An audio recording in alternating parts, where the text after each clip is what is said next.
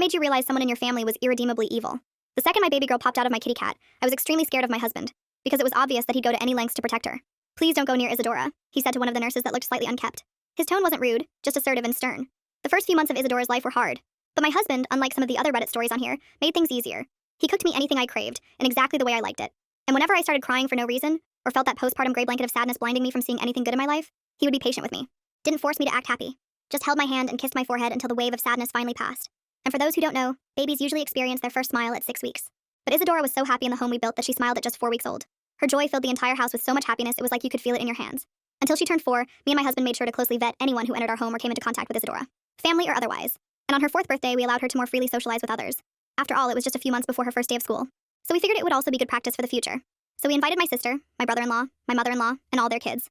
It ended up being around 15 people, and Isadora was practically being showered in gifts all day. We were at around the 5-hour mark when my back started to ache. I didn't want to ruin the mood, so I just put my hands on the small of my back and staggered over to the nearest wooden chair. But my husband instantly noticed and insisted on helping me lie down in bed. We would only be gone for 5 minutes, and since Isadora was surrounded by what we thought was trusted family, we figured everything would be okay. But it wasn't. Because while my husband tucked me into bed, we heard it. The sound no parent ever wants to hear. Their young child pleading for help.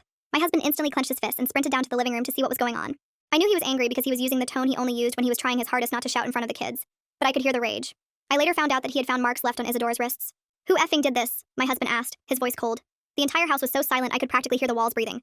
"Daddy, don't be mad. She didn't mean it," Isadora said. Her voice was so innocent it made me tear up.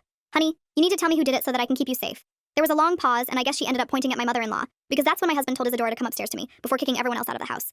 "She spilled juice on my shirt," I heard my mother-in-law scream, as if it was the most justified reason in the entire world. "Just count yourself lucky that you're a woman, because that's the only thing preventing me from turning your skull into sidewalk paint." Again, the entire house was silent. Isadora looked up at me with her big brown eyes filled with fear. I reassured her that everything was okay, and none of it was her fault. That adults are always responsible for protecting children, and if they ever do anything to hurt a child, they must be punished. She nodded and hugged me super tight. My mother-in-law was her first introduction to the world being unsafe, and in that moment I knew that I could never forgive her.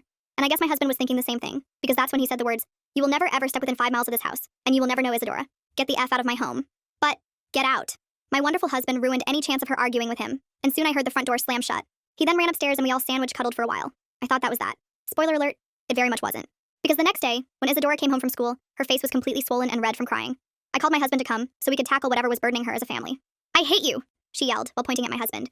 We had no idea what was going on, and that's when she said, "You hurt Mommy. You're the worst," before grabbing my hand and trying to pull me out of the front door, away from him. I crouched down to her height, held her hands, and did the regulation breathing exercises we had practiced together. Once she had stopped hyperventilating, she told us what was really going on.